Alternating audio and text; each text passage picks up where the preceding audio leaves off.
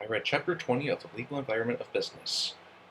From reading this chapter, I learned a lot. Some key concepts that I learned from reading Chapter 20 were different acts as well as violations that happen in the workplace. I learned about the Wagner Act. It is an act that guarantees the right of workers to organize and bargain collectivity and forbids employees from engaging in specific unfair labor practices. Collective also learn about collective bargaining. They are negotiations between an employer and a union, primarily over wages, hours, and terms as well as conditions of employment.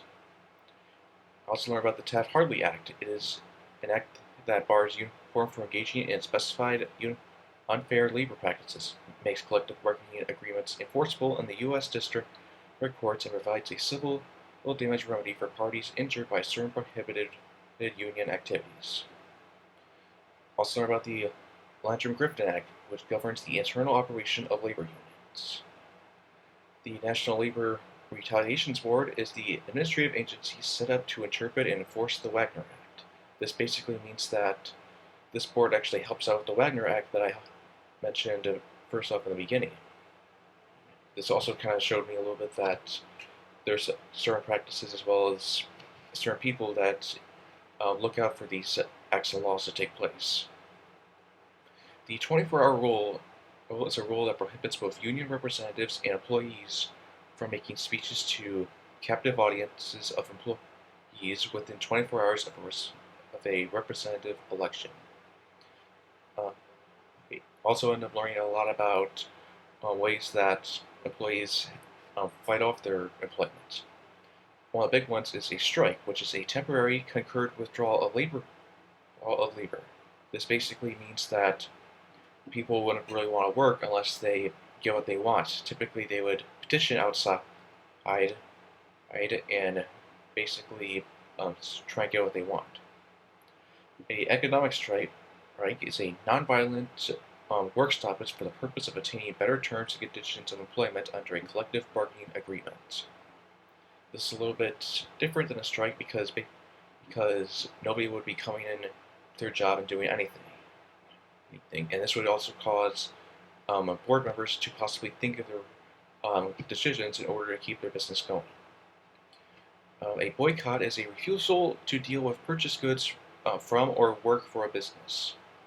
A secondary boycott is a boycott against one employer to force to cease doing business with another employer with which the union has a dispute.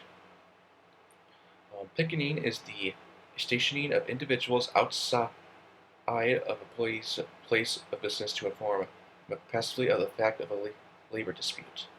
This basically means that people would be outside their business during a strike, and they'd be possibly holding signs to basically say that they're not going to work unless they get something that they want. That could be either fair wages or different ways work is treated. Other people who could picket besides just the workers to people in charge could be customers, especially if it's something important, like a delivery service, like say Amazon or UPS. And the informational picketing is picketing designed to truthfully inform the public of a labor dispute. This basically would mean that the employees who would be picketing who are also on strike for a business would basically tell people exactly why they're outside picketing for their business. It's understandable because most people would get the fact of why they're not doing it, or even because they would hear something else if it's not true evidence. Jurisdictional picketing is picketing by one union to protest an assignment of jobs to another union's members. This basically just means that this would be a dispute if, say, one member from like a union would agree with what the board would say, even though many workers would not agree.